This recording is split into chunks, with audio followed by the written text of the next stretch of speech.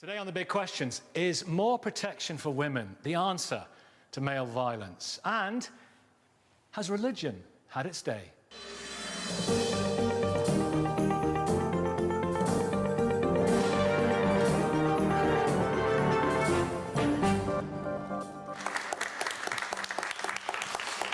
Good morning, I'm Nicky Campbell. Welcome to The Big Questions. We're back in our Manchester studio for the last time this series with our socially distanced guests. And our virtual audience is joining us via the big screen from right across the counties of East and West Sussex. Two other guests are also taking part via screens. Welcome everybody, wherever you are, to The Big Questions.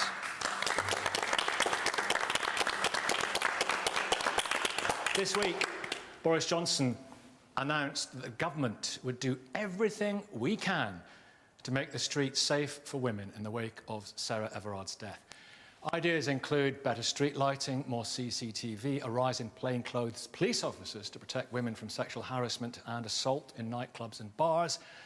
And the government also announced it will, on an experimental basis, ask the police to record crimes of violence motivated by a person's sex. Well, while these ideas have been broadly welcomed, they're seen by many as just sticking plasters on the underlying problem: male violence against women. Do we need a fundamental change in society to prevent men attacking women in the first place? Is more protection for women the answer to male violence and a whole spectrum of behaviours? Dr. Mariam Memou, thank you very much for joining us today. This is everywhere and it has been with us forever. What do we do about it? How do we change it? Can we change it? It's going to take a lot to change, and there's no one solution that fits all. But I think just coming to this question, it's rather paternalistic, if I'm honest. It's quite the saviorism involved in it. But that aside, I feel like there's two things that we need to take into consideration while we're implementing changes, be it through legislation or in terms of re-education of society. Two things. Firstly, that we do ensure that the victims and the survivors are at the very forefront of the changes that are being made.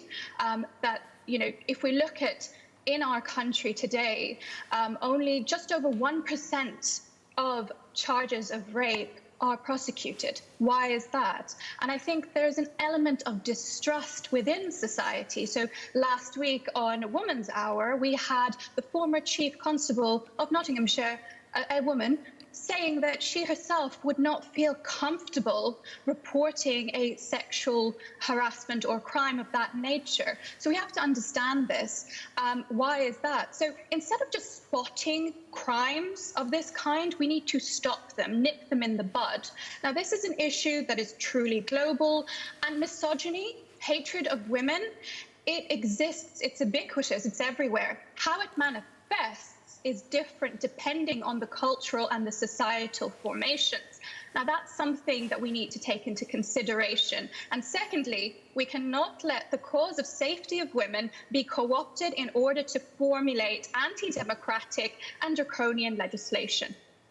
What needs to happen? How are we to be educated, as it were, in the workplace, for example? Great, okay. Whether it's the workplace, so greater training regarding anti-sexism, I would even suggest going into schools. So where we have things like safety education. So when I was younger, I remember we had Stay Safe, we had programs of anti-bullying, anti-racism. Similarly, we should be inculcating in our children, in our future generations, that it is not okay to be sexist. It is not okay to discriminate or be prejudiced against someone based on their orientation or their gender. And what about the workplace? How do we tell people, show people? Do we need to make men think a completely different way? How do we affect that? Greater training is required, and I feel that this question will be addressed by taking all people into consideration: experts, psychologists. Look at our panel today. It is full of people, educationists like myself, people who work in the faith domain as well. People across the society need to come together and work towards solutions so that we can affect this change. I'm not here to give you one answer. I'm here to cooperate with people. We need to form a coalition. It is not simply about educating men. It is also about educating young women so that they do not feel suppressed by the patriarchal structures of oppression. It is to liberate them. All of them, liberate their mindsets. Liberate, Ella Whelan, liberate their mindsets. That's what we need to do. It doesn't sound very liberating to suggest that the solution is greater training, re-education, a kind of, a rather dystopian-sounding shift in the mindset. We've started this discussion on a very specific thing about male violence against women. We do it with race. I'm so sorry to interrupt. We do it with race, don't we? And I think that the idea that fixing specific issues, whether it be instances of racism or indeed when it comes to this discussion, instances of violence against women, which are, not everywhere, like when we're talking about misogyny being a kind of epidemic, it's not the case. In particular, in relation to the reason why we're talking about it this week, with the alleged murder of Sarah Everard, the kind of kidnap and murder of women by strangers is a very small percentage of violence against women. We know that most women who are killed by men are done so by partners or ex-partners in a domestic setting. So to kind of talk about this in massive broad strokes, as if it actually makes me really angry because it kind of ignores the specific detail of what we're dealing with, that you would just re-educate boys to what? Re-educate boys to not rape and murder. It's suggesting that the people who do commit those crimes kind of have no idea what they're doing, what or just if they were just put through a consent class, that they wouldn't have done that. I mean, that's kind of idiotic to suggest that that's what would fix it. What about the harassment and the leering and the sitting too close to someone on the bus and making women feel uncomfortable at night? What about all that? Well, the tricky thing about this is that while I just said that statistically women are very unlikely to be in danger of kidnap and murder, thankfully, but that doesn't, change the fact that most women, if not, I'd hazard a guess, all women, have felt afraid at night because of those uncomfortable interactions from the small to the very large. And I think the way that you deal with that is not by making those women's fears a reality, not by instituting policy, whether it be making misogyny a hate crime, or indeed the more frightening suggestion of funding more undercover police officers in pubs and bars, as if women need more men watching them. But if you instill policies which make women protected but not free, that's a very different thing. And I think the strength of women's equality and the movements in the past that have pushed women to the relatively free space in which we are in today in terms of the law, undermining those, whether it be democratically, as Mariam said, but also politically, by making women live in fear, which is actually what sexists and misogynists want, is completely the wrong way to go about it. Mandu, I'm sure you want to come in here. I think that freedom and safety are indivisible. You cannot have one without the other, I'm afraid. And so, going back, I actually agree with Ella on some points. The premise of this question is problematic because it presumes the male violence against women and girls is inevitable. And so what we've got to do is try and address the symptoms of that problem rather than acknowledging, and I think we should absolutely acknowledge the scale of it. The fact that women pretty much universally can expect in their lifetime to be harassed by men is the thin end of the wedge. It's the beginning of the continuum, which unfortunately can, and in some very tragic cases does, escalate into abduction, rape, or violence. Let's not minimize that. Let's never minimize that, because when we minimize it, what we do is we avoid the hard work that needs to be done to address it. And so when I'm talking about the hard work that needs to be done to address it, we have to acknowledge what the genesis of that problem is. And the genesis, in my view, is that women have less power and less status than men in society. Now think about it, right? Power is really important in this, because in a workplace, if we're talking about workplace sexual harassment, you don't sexually harass your boss. You don't sexually harass somebody who can fire you. That power dynamic is super important. Think about in the case of race. Over the world and over history, whereby one race has dominion and power over another, the potential for that power to be abused is what's at the heart of this. Okay. So what we need is equality if we're going to sort this problem out.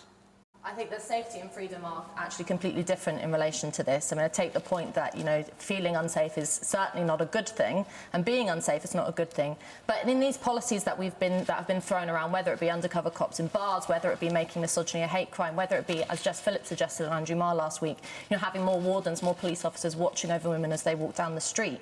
What we're really instituting and cementing into law is a view of women that sexists held in the past. It's a kind of Victorian idea of women as these kind of very fragile, very, you know, childlike individuals who are in need of protection. What actually, if you look back through history, what the feminists in the 70s did at the time of the initial Reclaim the Night marches, when the Yorkshire Ripper was really terrifying women on a massive scale, what they argued was to come out and demand the right to public space without interference from men or the authorities from 3 p.m. to 3 a.m. What I'd like to see today is more of that belief in women's freedom and less of this kind of, I think, victim-orientated contemporary feminism, which tends to posit women in the same role as sexists did in the past. What you know, you have to kind of individually. It's not fair to suggest that women should act a certain way when they have instances of sexual harassment or anything. No one's going to shame someone for either being shy or, you know, kicking someone when they say something. But politically, how do we talk about women? And I think the depressing thing for me is we've got this sort of a very dystopian, very negative view of how the sexes interact with each other. You jump from sexual harassment in the workplace to murder like there's some kind of spectrum and that women should be afraid of every man she has an interaction with. That's not my experience. That's not most women's experience. I think they are a spectrum, though. So describing them as jumping isn't, I don't think that's accurate. It's that they are a spectrum, so they are on a continuum. One thing does lead to another. So when you normalise things like, you know, walking down the street and being sexually harassed, you then get to the point where, you know, if society believes that's normal, if society believes that that's normal, the next thing I think that we do, I think that 97% of women have been sexually harassed, and that suggests that there is a significant amount of men and boys that engage in that behaviour. Jessica, I don't know a woman who hasn't been sexually harassed, and from my own family, from my work colleagues, from my relatives, from anyone I've met who has spoken about this.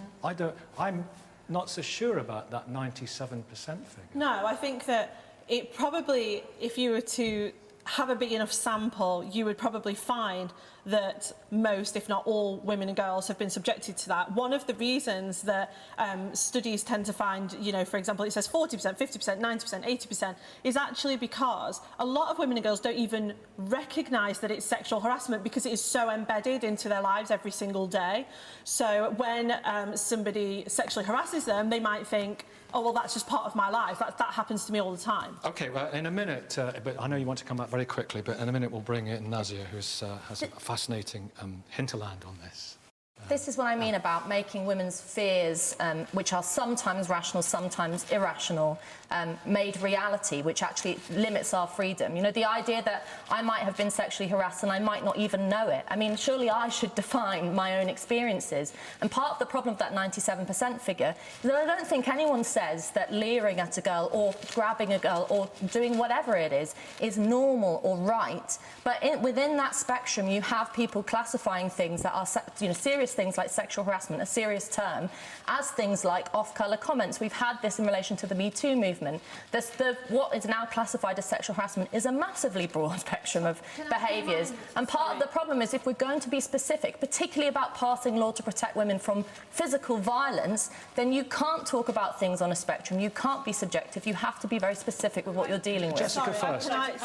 Jessica first. Can I just say, the most recent research with children and teenagers, when you ask them, do you think this particular thing is sexual harassment, you give them examples like, you know, calling women sexist slurs, shouting at them in the street, putting your hand up their skirt. We know from research by Bernardo's in the NSPCC that both boys and girls believe that that isn't sexual harassment. So actually, on that continuum, we have children telling us, oh no, I didn't think that was wrong. Nazia, former chief prosecutor, I mean, you've seen this right across the spectrum. You prosecuted the Asian grooming gangs in Rochdale famously and courageously.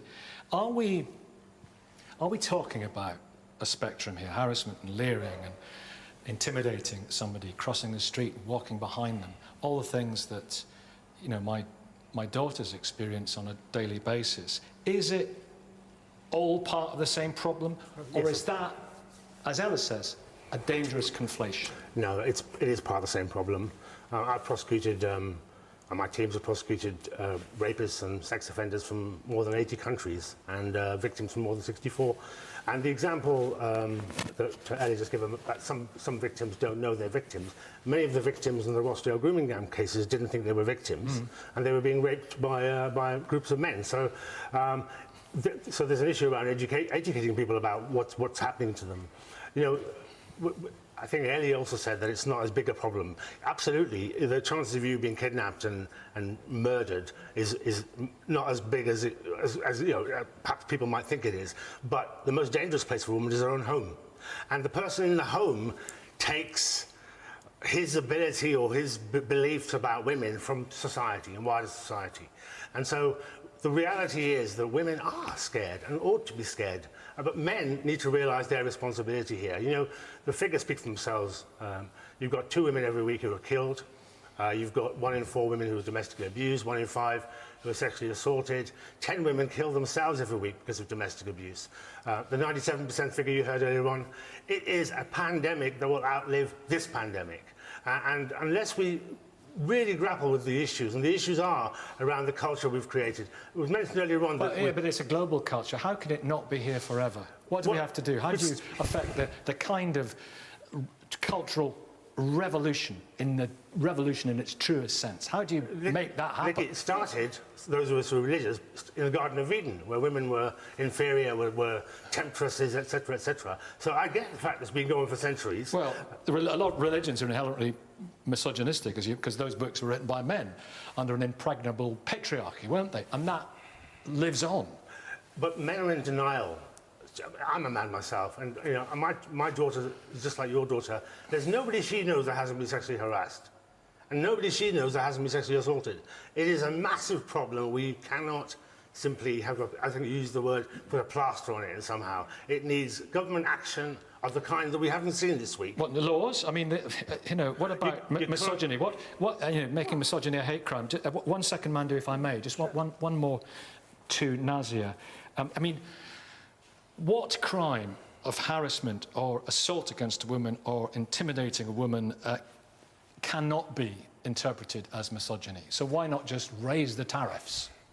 Well, we don't know. I mean, the point is that police aren't looking for it right now. So only a handful of forces... But it is what it is, isn't it? But people aren't looking for it now. If they were looking for it, they would find the victims and they would prosecute those cases. Mandu. I think the analogy of it being an epidemic is really interesting because it gives a clue to the sort of combination of responses that we need. Let's talk about COVID, right? Now, we have not, as a global society, said PPE, lockdowns, social distancing is enough. We fought hard, we used all our ingenuity and our resources to come up with a vaccine for this because we want to eliminate it at source. We need a similar type of action in relation to male violence against women and girls. It's got to be a political and policing priority. Some of the things that have been proposed, I mean, what's the point in increasing sentences if people are not being charged? If people are not being convicted, no point in introducing the sentences. So you have to look at the institutions and address misogyny within institutions. So, if I may, what do you do? How do you change the law in terms of consent and rape? How do you do that? Well, I mean, first of all, the law we currently have needs work. I mean, the Women's Equality Party is arguing for an affirmative consent law because that would actually change the dynamic that prevails between men and women. It would change conversations from courtrooms to classrooms around how and what is expected. But if it were your brother, you would want him properly defended, wouldn't you? I would want anybody who makes an accusation of rape to know that they will be taken seriously from the minute they report that. And that's not the system we have in place right now. It could be my brother who is raped himself. And I want him to be treated properly. I want my sister to be treated properly if that happens to her from the moment she reports it. And we don't have a system that does that for women at the moment, and it is unacceptable. The problem with basing things around affirmative consent is the nature of, in particular, rape cases, is that it quite often comes down to a one person says one thing, one person says another thing argument. And what you do when you go into moving the law towards victim-orientated justice... That's if the cases get to court in the first place. What somebody has to put themselves through... Absolutely, and what Mandu says about people being treated seriously and with respect is very important, and we know that historically that's been lacking in terms of women reporting rape cases. But if you bend the stick towards victim-centred justice, what you're doing is destroying the notion of justice. And actually I mean, in particular with making misogyny a hate crime, the basis of how we judge what is a hate crime is on the perception of the alleged victim. So that doesn't sound like justice to me. I mean, it sounds like me trying to climb into my assailant's mind and figure out what's going on there, and that's not accurate. I'm talking about, you know, trying to get a hold of data on this. That doesn't seem to me like an accurate way of going forward. But I think, you know, you end up... 1% of rape... I'm so sorry, Anna. We haven't got all the time in the world, and I'm conscious as I'm telling you that, I'm eating into it. 1% of rape cases end up in court. How do we change that? Well, one way in which we change it, I think, is dealing with... I agree with most of the speakers about the idea of getting to the root of sexism. I don't know why we suddenly started talking about misogyny. It's like where we tend towards extremes in politics today. When I'm talking about sexism, why men domestically abuse their women, why, in particular, women are still, you know, disproportionately affected by male violence. You know, men might beat each other up, but a woman doesn't attack men, and so there's a disproportionate thing going on there, is because of the sexist idea that women are weaker and less able for public life and less valued than men. And I think that in our rush to do something to fix this problem that we perceive to be an epidemic, and I hate the relationship between COVID and sexism. It's sort of apolitical, and it turns this away from a political discussion. What we end up doing is reifying, is cementing that idea of women as less able. I mean, I'm actually quite disgusted that people who call themselves feminists today want to portray women in this really pathetic, agency-less light. I want to assert that women be free from the police officer watching over her back and the man leering at her on the bus stop. We've got this weird double standard at the moment where you hear many people talking about the fact that the police are institutionally misogynistic, and yet we want them to be involved, and yet the same people want them to be involved in greater degree in our private lives. I mean, what's going on there? I'm going to go to the audience in just a second. Michael Conroy, founder of Men at Work. So you deal with a lot of young men. Yep. OK, what do you need to do? What does, you know, Andrew and Mick and Nazia and me, and what do we need to do? Fundamentally, I would recommend that men start to follow women journalists, thinkers, speakers, feminists on social media, and not follow to join in immediately, follow to listen, to learn, to understand. Certainly cases about judicial reviews, the way that the law is failing women, and then start to offer the help that they're able to within their networks or using the platform that we've got. I would fundamentally start, though, by going back and saying I think we need to look upstream as far as possible and start to work in schools in a very methodical and intentional way to talk about the foundational assumptions of sexism and misogyny. How much of a factor is the readily and easily accessible porn? It is a factor. Clearly, male violence against women predated porn, but porn... we're in the middle of a very, very strange and dangerous social experiment. I'd say over the past 10 years, with the consolidation of smartphones being accessible for kids of any age. I mean, children now, 7, 8, 9, got smartphones, got tablets, which means they've got access to porn. Filters don't really work. So there is anything whatsoever that can be imagined in terms of degrading behaviour is accessible to boys and the technology is overwhelmingly wonderful and fantastic and positive. The technology as well. is fantastic. It's a medium, but to introduce the values of thousands of years of patriarchy into this phenomenally powerful thing is really dangerous, and we're only just starting to come to terms with that. Hundreds of thousands of years. Andrea. Let's go, Andrea, first. What should men do, Andrea? Well, I think a lot of it is about upbringing, and education plays a part, but it shouldn't come down to having to be schooled in how to behave to women. And I also think that it's very difficult for men because women are saying they want to be equal. They don't want to be considered the fairer sex. So they don't know how to cherish them and be gallant towards them. And for fear of being told that they're harassing them if they want to make some sort of approach to them. I mean, I come from a generation where flirting was part of life, but I should imagine that these days men would be very wary about flirting for fear of being told that they're harassing. Now, Adam, I see you nodding. What do you think about what you heard from Andrea? And welcome. Yeah, hi, Nikki. I do think that it does definitely come down to upbringing, and within the house, it's a cultural thing that we need to be bringing up. The most obvious example I can give is, for example, here in Britain, if you hold the door open and no one says thank you, we're all outraged because it's part of our culture, it's part of our upbringing, it's part of that mindset. And I also agree with Andrew. Sometimes, flirting used to be a very innocent, general thing that was part of the day-to-day communication between men, women, and all sorts of genders, and that seems to be, unfortunately, lost a bit due to fear. Oh, really? That Funke, I see you nodding as well. It's an interesting path to pursue this after what we've been hearing from people in the studio. Funke, on that particular point, those are there grey areas between flirting and harassment?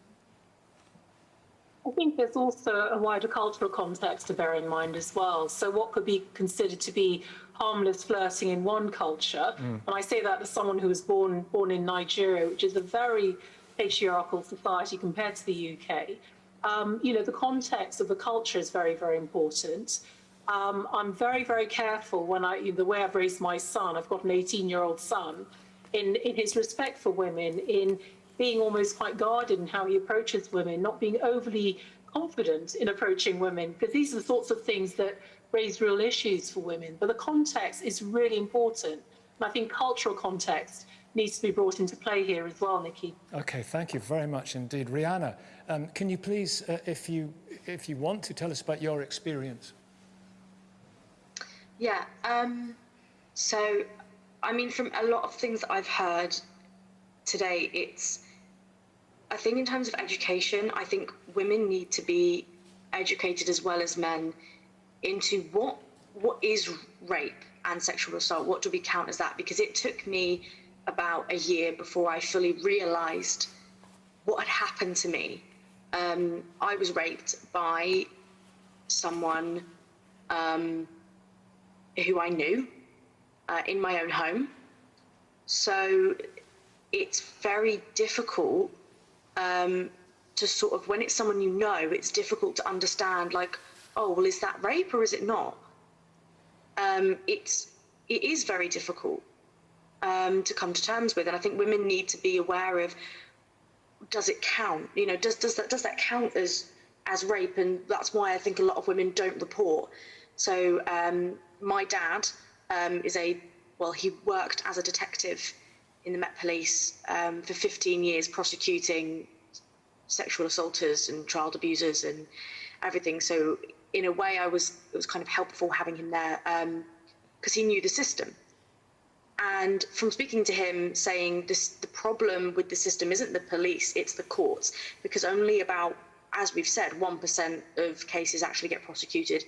He actually spoke to me about reporting my case, and we decided not to report it because we knew that it would be so unlikely for it to actually get to court and then to get prosecuted and for him to be convicted. It was so unlikely, and they would tear me apart. The defence would absolutely rip my statement apart. They would rip apart my entire life. They'd go into all of my sexual history, everything. And it would be it would just be more emotional trauma that I would have to go through, which could end up with no results. So I would have gone through all of that for nothing. So we decided not to make a report because we didn't see the point, really. Grace, come in here. What do you think about what you had there from Rihanna? Yeah, I think I like 97% of women have been a victim of sexual harassment and sexual assault. And like many of those women, it wasn't a one-off thing, and it wasn't one man in my life who did something terrible to me once. It was a range of things that have occurred because of the relationships in my life that have meant that I have been a victim or a survivor several times. And I didn't report what happened to me. And I have never really spoken to anyone about what happened to me because it was an instance of extreme trauma in my life. But I think what sometimes we forget to think about when we talk about rape is not just that women sometimes don't understand what that was an instance of rape, is that reporting sexual assault is a re-traumatizing event. And we see this when we talk about the bill that the government tried to push through with the ability of the police to perform or have greater power to perform what's known as a digital strip search, which women are told they have to consent to, but if they don't, the likelihood is, and in all cases of digital strip searches which weren't consented to recently, all of their cases were dropped by the police. And a digital strip search means that the police can search through all of your phone. There's no privacy there. And that's not a question of consent, because if you have to hand over your phone in order to have your case prosecuted, there's no consent there. That's not an ethical consent. It plays into a wider question of power, like was mentioned as well. I, as a white woman, have a particular privilege, and I don't feel protected by the police. What about those women, women of colour, trans women, gender non-conforming individuals who are particularly at risk when they go to the police for further violence and further trauma? The police won't protect us because 53% of women who are imprisoned for crimes that they've committed were victims of violence themselves first. And we think about a system which just works to re-traumatise these women who are predominantly women of colour or trans women. OK, Grace. Well, listen, thank you very much for talking to us about that. It's hugely appreciated. I want to ask one last question. Jessica, where we started, can we educate ourselves out of this? Is education the answer? I don't think it is. And you've just listened to Rihanna and to Grace. As a psychologist and as someone who has worked with women and girls now for 12 years, as those years went on, I have changed the way that I look at this. I used to think education was the answer. I used to think that going into schools and talking to children about what is abuse, what is rape, how to treat each other was the answer. I used to think that going into the community was the answer. I used to think training professionals was the answer.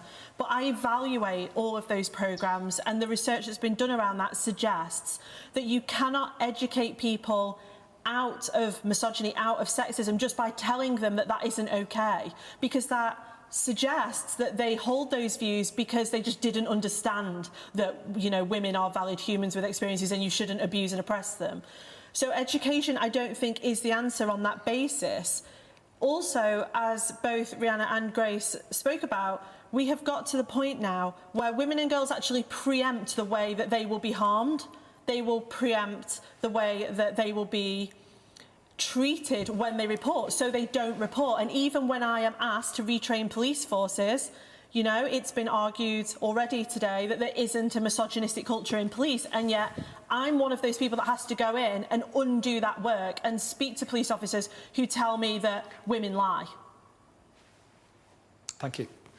If you've got something to say about that debate, log on to bbc.co.uk/thebigquestions and follow the links.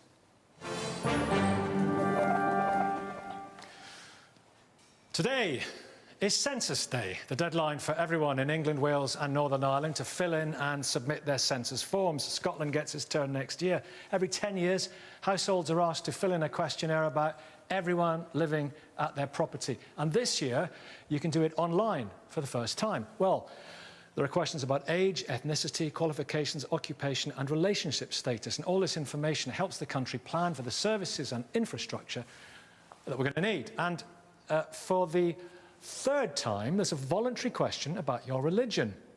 Do you have a religion? And if so, tick one from the list provided, or you can tick the no religion box.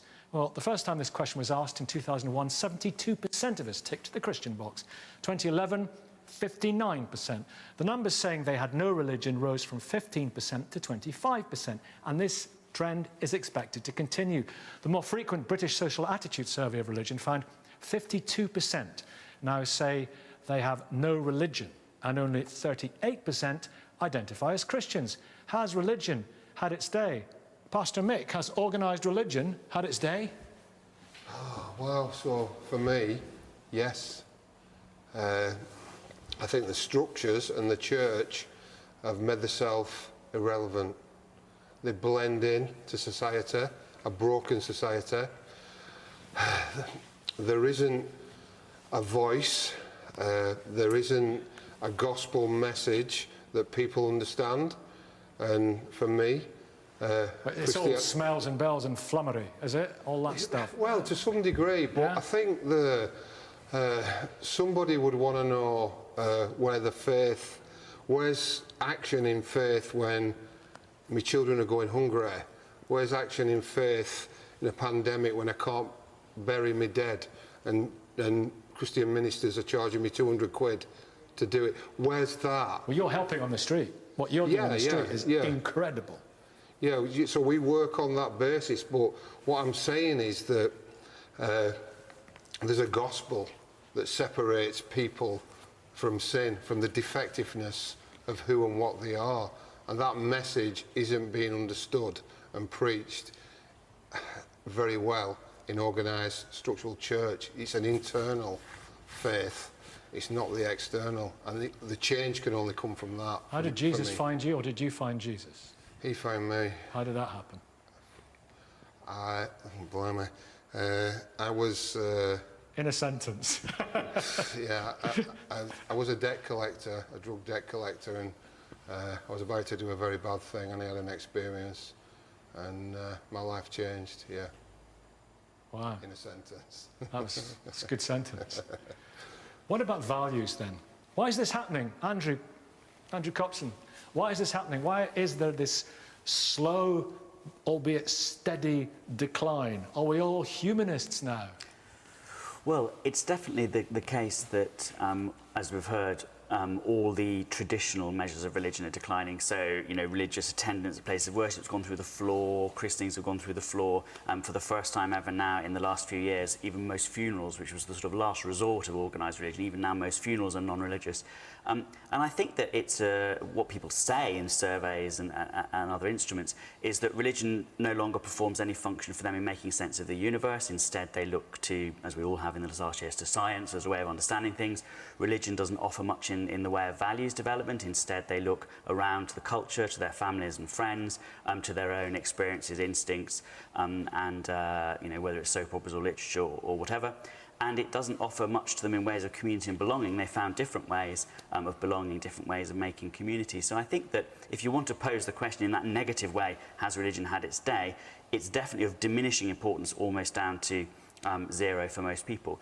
The more positive case that you've just asked, are we all sort of humanists now? That I think is not completely the case, but it is the case that humanist values have had enormous success in the last few decades. Okay, one sentence time. I did it with Mick, and it was a quite... So you've got quite a challenge here to better his sentence. Yeah. Humanist values in a sentence. Finding the source of meaning and goodness and truth in humanity and our experiences and what we mean to each other, rather than in some external source. Yeah, doing well. Doing well. Linda Woodhead, welcome back to the big questions. Now, the Pope this week, that was a thing. The Pope basically said, or was in accord with the doctrine that the Catholic Church cannot bless same-sex couples because you cannot bless sin. That's a very interesting example, isn't it, of organised religion coming out with something that is at the heart of their doctrine, You know, Pope Benedict talked about the intrinsic evil in homosexuality. That is something that it's so out of kilter with so many young people, middle-aged people, old people in this country who are Catholics, that they will just ignore it, won't they? They will, Nicky, and you're right that it's the failure around values, I think, that has been so damaging to the churches, particularly in this country, and well, not every country. Let's not forget, in some parts of the world, the churches and other religions are doing well. But religion isn't just about values. Religion is a kind of package. It has lots of things. On the values front, I completely agree with you. Young people see the churches as sexist and homophobic on the whole. You know, the value of equality, which we've just been talking about in relation to women, is not a value that it's been like a fishbone that's stuck in the throat of the churches. They haven't really been able to get behind equality. And yet, as a society, we really believe in equality. But values, they've gone off. You know, we all know we can be ethical without religion. People are very good at value statements now. Every business, every school, you know, we do values without religion. But don't forget, religion does other things too. One thing is it puts people in touch with higher powers, spirit, God, beings, forces that sustain you, however you conceive them. And another thing is that religion traditionally and still gives people a sense of who they are, both as individually, as families and collectively. And we mustn't forget that in this country, the churches gave people a very strong sense of who they were as a family, were people who were baptised, but also of being English, of being Scottish, of being Welsh, of being British, of being Irish. Churches had those big identity functions, and I think that they've rather failed for majorities to keep doing that. Not true of minorities, of course. So Islam is still growing. I expect it will grow more in the next census. And for many minority communities that really have to, stand up for themselves and hold together, they do still use religion as a means of doing that. It's an important part of what it is. That sense of identity, yeah, often in defiance of great hostility. But I was in hospital and the lady in front of me was filling in a form and they said, "What religion are you?" And she said, "Catholic, I suppose." She said, "But I don't believe any of that stuff." I think a lot of people are there, but what you're saying seems to also denote a feeling of, rather than religion, of spirituality, right? You know? Yes. Yeah? So spirituality is doing pretty well. You know, we yoga, Reiki, the language of holism, mind, body, spirit, it's all part of the culture now. It's probably much more familiar to younger people than Christian concepts like resurrection and atonement. And it's, complementary and alternative medicine. About half of people access it at some time in their lives. It's often got a kind of spiritual, metaphysical underpinning. I'm not sure Andrew's right that humanism is the value now. I think I think life, spirit, these sorts of concepts have crept in. And amongst my students, amongst young people, things like astrology and tarot are incredibly popular at the moment. And just this sense that there are forces bigger than ourselves that we can get into connection with, that's not gone away. It used to be regarded as dark forces, all that stuff. It's, a lot of the stuff you said is that people believe in is hokum. I won't completely identify which was which, otherwise we'll have a problem. But Andrew? Yeah, I mean, I'm not going to get involved in a big debate with a sociologist about what the data says, whether it's quantitative or qualitative, or an astrologist. I don't think Lynn does that. Astrologer, yeah. But, I mean, when I'm talking about, like, the humanist view and the and a religious view, I suppose, what I'm using it as shorthand for is the same sort of thing that George Orwell used it for shorthand for. Do you care about this life? Is it about meaning in this life, seeking meaning in this life, finding your values here and now with humanity, making sense of the world through your own reasons and senses? Or do you believe there's another world? Are you labouring for another life to come? Are you getting your values from outside? Are you following commandments or finding community with your co-religionists? And in those two big dynamics, which have coloured the history of our entire species with different cultural differences in different parts of the world, I think it's definitely the case that the humanist portion is growing. I don't say that in a sort of supremacist or a victorious sense, but I think it is a fact, yeah. Yeah, well, we should all keep open minds, or as Carl Sagan said, have an open mind, but not so open that your brains fall out. Mariam, what about the organised religions in young people's values? Lots of people's values, but young people specifically, as regards what Grace mentioned earlier on in our audience, concern for trans rights, LGBT rights, women's rights. A lot of the organised religions are hostile to all of those. There's a dissonance. Right. So with regards to this question, I feel that rather than saying religion has had its day, what we should be saying is that the nature in which religion is manifest in our societies or expressed or practiced has changed. And that's really important. And secondly, you're quite right, there's certain, firstly, we can't say that religion is a monolith, that like all religions are the same, or, you know, that's really important. And values can stem from faiths or from beliefs. So it's really important to acknowledge this. And with regards to this point about LGBT plus rights, I think I said this last time on your show as well, that you can be someone who is LGBT plus identifying and have a faith. And that's something that's really important. But the faiths, intersections of identities need to be acknowledged. The monotheistic faiths, many of them, or large proportions of them, are hostile to you. If you're a trans woman, if you're a trans man, if you're a gay person, and you are not welcomed. Look at what we said about the Pope this week. You cannot bless sin. We hear that in Islam a lot, we hear it in Catholicism, we hear it in Protestantism, we hear it in Judaism. That's a problem for young people. It most certainly is. And I think what we need to realise is that there are people within these communities who are practising of their faith, and they're also quite progressive. And it's important that when we talk about these issues, we don't sideline or negate their existence. So, for example, many people who are being vilified for being LGBT might also be practising Muslims, Christians, Jews, etc. So what the important part is that instead of fixating on the conflict, we move forward and talk about how we can converge, how these values, not where they stem from, but essentially how can we make a better and more prosperous society that is accepting of all without stigmatizing certain individuals. And also, finally, accepting that some people will always have conservative values or more liberal values. And this is a massive spectrum. And what we ought to be doing is understanding that none of those beliefs impede on other people's rights of existence or expressions of their identity. Well, yeah, I mean, Andrew, interesting hearing Mariam there and say there are LGBT plus people, for example, in Islam and other religions, but we've spoken to so many faith-to-faith people, and for example, if Mariam mentioned Islam, ex-Muslims who feel that they were driven out of their religion, and it can happen in other religions, and it does happen, and it's absolutely tragic. Yeah, that's right. And although it's true to say, and we shouldn't forget because it's the place we'll find allies, it's certainly true to say, as we've just heard, that there are people with religious identities and deeply held religious beliefs who are also, you know, in favour of liberation, in favour of equality. That tends not to correlate with religion.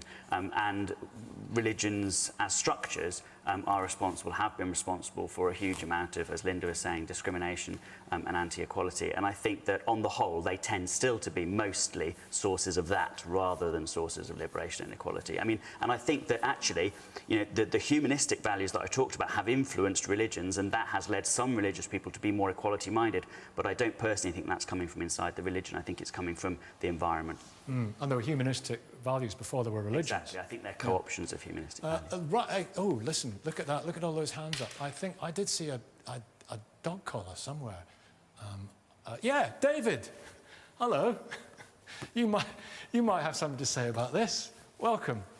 Yes, very interesting. Yes. Well, the Christian position is that that there is a moral law that actually comes from God. Which Christian position is this? There are many. I mean, that. Well, it's like, for example, the word is the true light that gives light to every man. Okay. In John's Gospel, and also Paul the Apostle talks about the Gentiles having the requirements of the law written on their heart. So there's that sense of moral awareness that comes from God.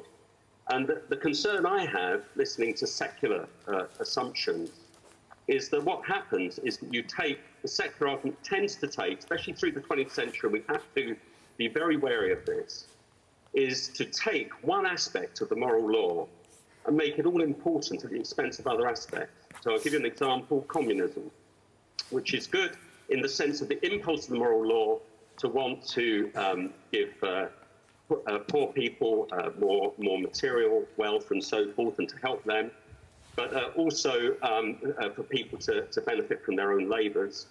But the way that secular ideology failed was to not take into account other aspects of the moral law, such as forceful redistribution of wealth. Well, okay. And also it's been called the politics of envy. And so cutting across the 10th commandment. There isn't a lot of redistribution of wealth in, for example, Catholic societies. And also, it is interesting that where there is a void, another religion moves in, because, of course, these were belief systems. You know, the Nazis used a lot of pagan mysticism and mentions of God, and communism was a quasi-religion as well, wasn't it, with a happy ever after of a paradise on earth. And other religions specifically believe in a paradise on earth. So maybe we're talking about values, Linda. We're also, and I'll come to more audience in a second, we're also talking about that human need to explain and understand, which leads to belief systems, very often very rigid belief systems. Well, it can do, but you're being a bit unfair here, Nikki. I mean, religion for many people is about a real deep experience and sense of connection with something larger than them. I'm not saying everybody has that, but that's a feature of all societies right throughout history. And the simplest explanation of that is that there simply are forces beyond us and higher than us that we feel some connection with. I don't deny that. I'm, merely trying to ask big questions. So, who else? But it's very easy to discriminate against religion. And religion is the one thing you can be rude about. And actually, we can laugh about that, and we do laugh about anyone who says they're spiritual. There's a huge stigma, but it's really hard on some people. Imagine being a Muslim in a university with a widespread secularism. Yeah, of course, traditionally, it was religions that gave people who were not of those religions a hard time, but there are all sorts of societal and sociological reasons for that as well. Ahmed. So, what you guys touched on is pretty relevant, especially at this time and age. Like, for myself, I wouldn't want to be not classified in a religion just because one aspect of my life might contradict this religion. I believe that a balance should be struck between understanding what morals you want to follow and what teachings you want to be going through. On my personal experience, I've been through certain circumstances that a lot of people, if they went through, they would feel that they could be out of faith, they could be left alone, stripped out of their culture, stripped out of their families or homes, and just are alone in this world. So I felt like I couldn't abandon my religion in a certain way. However, I could come about it in a more balanced, healthy way that would, as a person, make me a person of reason, a person of consciousness to everything around me. And moving onward, I will be a productive human in society. And that is what I believe is what we need as any person have the right to choose what religion they want to follow, in addition to what they could balance it out based on their own experience and what they have been through. And in this way they would achieve their own kind of peace that will make them move forward in society and make them more conscious to what is going and happening around them. And this could be relevant to so many issues, especially the issues discussed earlier today. And to talk about it's actually not too far from what Linda was saying as well. Look, Linda was saying about values, the values that you essentially hold dear and help you make sense of everything. Simon, quick one from you. Hi, Nikki. Yeah, I guess I want to bring it back to the premise of the argument, which is about religion has its day, and you started by talking about the census. It's not necessarily the notion that religion itself is a problem, but the privilege which religion has afforded people is a problem. And I think that, in a sense, is the root of perhaps of the end of formalised religions as we know it, and to what Andrew Copson was talking about.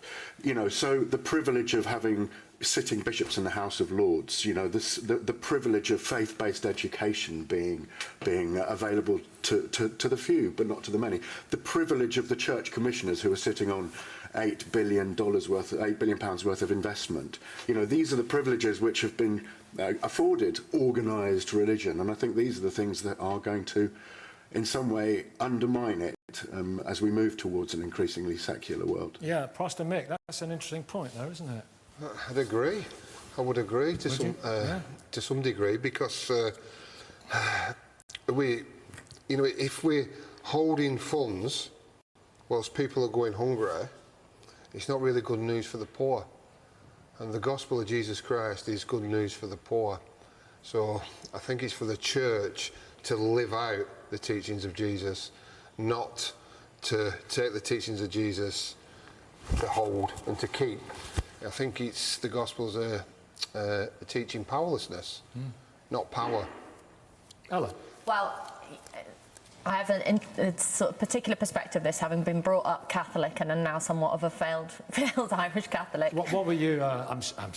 We're all failed. Well, yeah. What are you going to put on the census? What religion are you?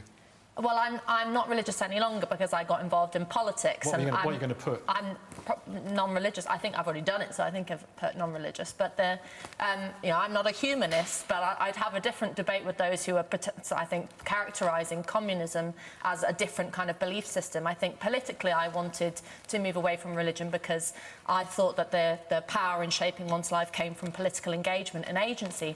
And one of the things that I really agreed with Linda talking about is that there is the positive aspect of religion, I think, organised or otherwise, is this sense that you kind of transcend your own individual experience to something that is bigger than yourself, whether that's a notion of, a voice in the sky, to put it crudely, or whether it's a sense of a collective. And I think today, the problem is we haven't necessarily moved away from religion to what I would view as a more progressive sense of a political collective, but in fact we have become more individualised in many ways. I think you can see in terms of identity politics, or some of the issues that we've described today, that there is a kind of a move towards the actions of organised religion. So whether it be casting some things as outside of debate, whether it be proselytising about certain political views, and in particular whether it be communism and Nazism, for example, and seeing things as sinful, saying certain things as sinful, and people being burnt at the stake, metaphorically, for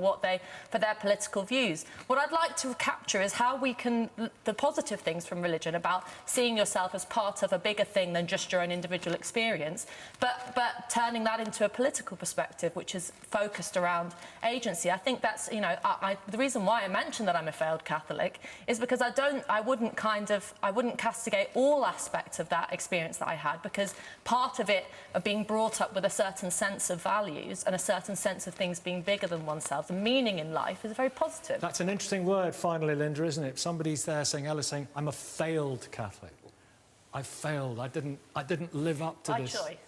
Failed by choice. But the language is interesting. Last thought, Linda. Yeah, but she was also making an interesting point, which is that it's not that we have all suddenly become secular scientific. That was the belief in one way, wasn't it? Religion would decline, and we'd realise that all we needed was science, and then there would be endless progress. Well, we've given up on that belief as well. So I think we've given up that faith, as well as blind faith in religion, and in a moment of change and reflecting and becoming more independent in the way we deal with both religion and science. OK, well, there's been a lot of progress, though, but thank you very much indeed, Linda. As always, the debates will continue online. This is our last show of the series, so hopefully we'll see you again with an audience and a haircut. Have a great summer and stay safe.